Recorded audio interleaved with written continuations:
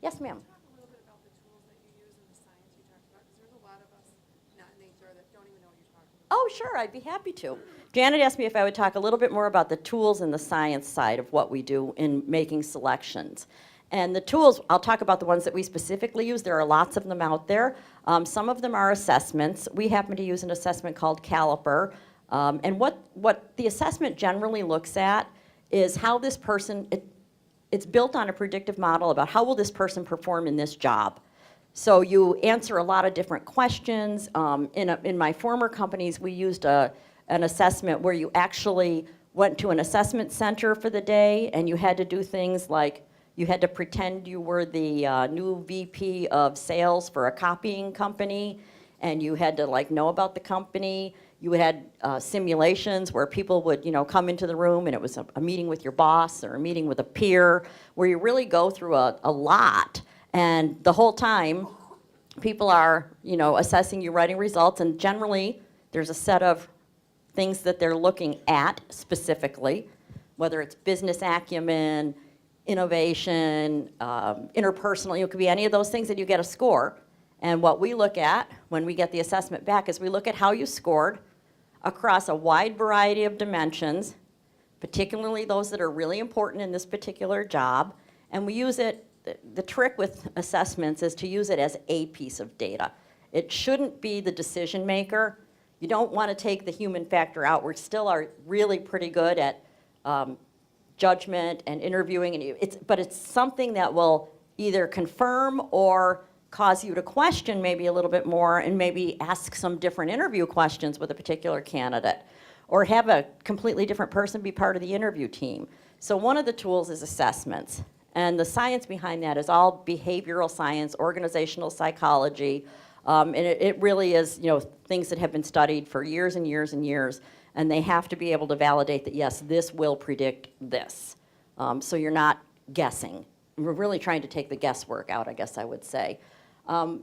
Just identifying what the particular competencies are for a particular job. There's a whole set of tools that we use where it's pretty easy, and anybody can learn how to do it in about 5 minutes.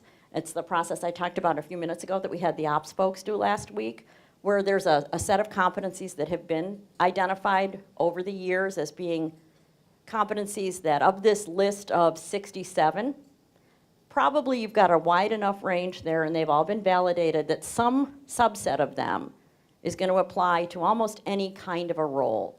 So you never would have 67 competencies for a job. So we try and get to about 15, but you start with the full set of 67, and then you have people that are doing the job, people that have done the job in the past and have been promoted from the job, people that are customers of the people doing the job, and occasionally we let an HR person in on the sort, but not always. And you actually just sort cards, and you come out with a definition of what the competencies are over a few-hour process, and you kind of reach agreement on that. So assessments and things like competency modeling are really the tools in the science. I don't know, would you guys add anything else? It's really just a snapshot of it. It's a little bit more complex, but that's Yeah, okay. That's what Lori said, was one of my colleagues over here, is that that's a pretty good snapshot of it. It is more complex, but it really does help in making selection decisions. I guess I would add one other thing. When you identify these competencies, probably one of the greatest things you can do, and this is all done for you. I mean, you buy some software, costs a little bit of money, but really not very much, and you give it to somebody like Lindsay over here, and Lindsay puts it into her computer, and Lindsay is our talent acquisition expert at Big Y, and she builds interview questions based on those specific competencies by plugging into this software. So that's kind of the beauty of the science behind it, because you really don't have to sit there and think of it yourself.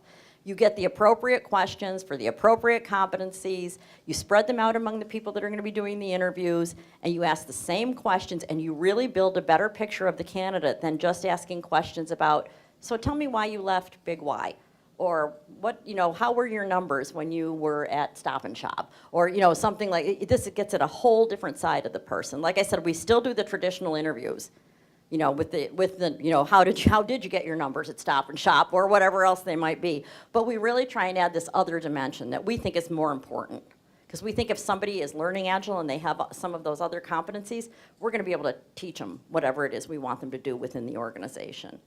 Yes? I actually have two questions. Early on you said when you first interviewed with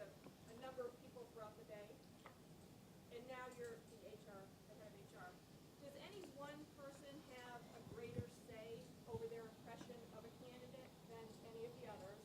And the other thing, phone interviews, if you, to get to the next level, do you have any advice on phone interviews?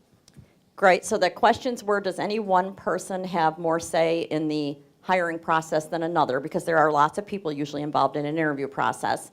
And the other one was around, what do we do with phone interviews, or how might you make them most effective? In answer to the first question, the answer is yes, and it is always the hiring manager. The rest of us will give input, we will give our thoughts, we'll share feedback, we'll have an integration meeting with everybody that interviewed, but it's the hiring manager who makes the final decision. That person is going to be working for them in their area. They know the jobs better than anyone else does, and we always leave the final decision to the hiring manager. Phone interviews are something that I think are, I guess, kind of a necessary evil, because it's expensive to interview folks, and it's expensive to bring lots of people in and tie up lots of people's time inside your company.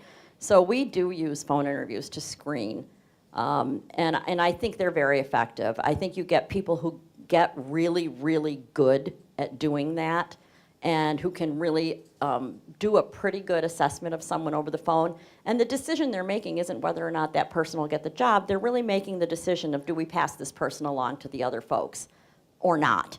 And so you have to be really comfortable with that person's judgment.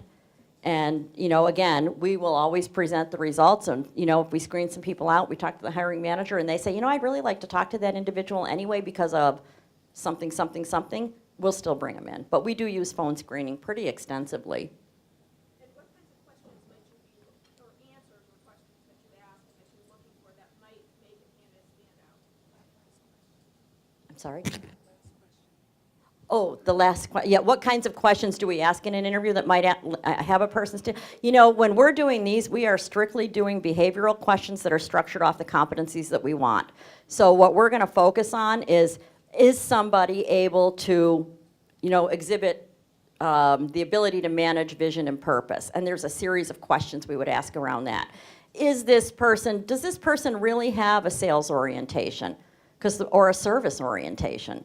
And, you know, we'll ask very specific questions around that. I would tell you at Big Y, the things that'll really set and again, it's going to be different for every company, so there's no magic question, but really what sets it apart for us are the questions we ask to try and understand how people will embrace and fit into the Big Y culture, because it is such an important part of the way we go to business, that you could be like the most, you know, brilliant person in the world, but if you didn't have some of the same kind of core values and things that we value at Big Y, you probably wouldn't be able to work within that environment. You wouldn't be happy, and likely we wouldn't be happy either. So you get really kind of a set of questions that really get at things about your specific culture, if that's important to you, that will tell you whether or not somebody will work. And it's, honestly, it works. You know, it really does work. And I think my team would agree with me over here that, you know, you can get, and again, I think it's really helpful to have either a person or a small team of people who are really expert at phone interviewing, because it isn't a skill that everybody has. I am not good at it at all.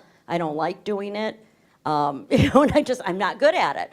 But when you have people that are really, really good at it, and that's what they do, and they talk to so many candidates over time, they become very, very skilled at knowing which ones they want to bring in, which ones they want to pass on. You're welcome. Thank you.